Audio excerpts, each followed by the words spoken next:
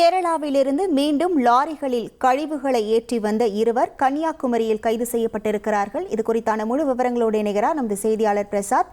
வணக்கம் பிரசாத். தற்போது கைதாகி இருக்கக்கூடிய இருவர் மீது என்ன நடவடிக்கை மேற்கொள்ளப்பட்டு இருக்கிறது? முழு விவரங்கள். வணக்கம். அதாவது கேரளாவின் பல்வேறு பகுதிகளில் இருந்து மருத்துவ கழிவுகள், இறைச்சி கழிவுகள், வீட்டு கழிவறைகளில் சேகரிக்கக்கூடிய கழிவுகளை எடுத்து வந்து குமரி மாவட்டம் வழியாக தமிழகத்தின் பல்வேறு பகுதிகளில் உள்ள வாய்க்கு ருசியா சமைக்க தெரிஞ்சா கை நிறைய சம்பாதிக்கலாம். இங்க ஒருத்தர் அசைவ உணவகம் நடத்தி மாசம் 5 லட்சம் ரூபாய் சம்பாதிக்கிறார்.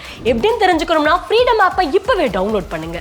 நீர்நிலைகள், விவசாய நிலங்களுக்கு சென்று சுகாதார சீர்கேடு ஏற்படுத்தி வரும் சம்பவம் தொடர்ந்து கதையாக இருந்து வரும் நிலையில் தற்போது இதனை தடுப்பதற்கான வழிமுறைகளை குமரி மாவட்டத்தில் உள்ள போலீசார் தீவிரமாக முன்னெடுத்து வருகின்றனர். இந்த நிலையில் நேற்றைய தினமும் இன்றைய தினமுமாக 4 லாரிகள், அதாவது நேற்றைய தினம் இறைச்சி கழிவுகள் ஏற்றி வந்த 2 லாரிகளை பறிமுதல் செய்த போலீசார் இன்றைய தினம் இன்று காலை வேளையில் கேரளாவில் இருந்து மனித கழிவுகளை அள்ளி எடுத்து வந்த செப்டிக் டேங்க் வாகனம் ஒன்றும், அதே போன்று உணவகங்களில் வெளியேற்றக்கூடிய கழிவுகளை ஏற்றி வந்த வாகனமும் இன்றைய தினம் போலீசாரால் சிறைபிடிக்கப்பட்டது. இந்த வாகனங்களை ஓட்டி வந்த நெல்லை மாவட்டத்தை சேர்ந்த மணிகண்ட தேவா மற்றும் வள்ளி முருகன் என்ற இருவரை கைது செய்துள்ளனர். தற்போது இந்த 2 வாகனங்களும் களியக்காவிளை சோதனை சாவடி பகுதியில் காவல் நிலையம் முன்பு நிறுத்தி வைக்கப்பட்டுள்ளது. இந்த கழிவுகள் எங்கிருந்து கொண்டு வரப்பட்டது என்ற விசாரணையும் இந்த கைது செய்யப்பட்டவர்களிடம் நடத்தப்பட்டு வருகிறது.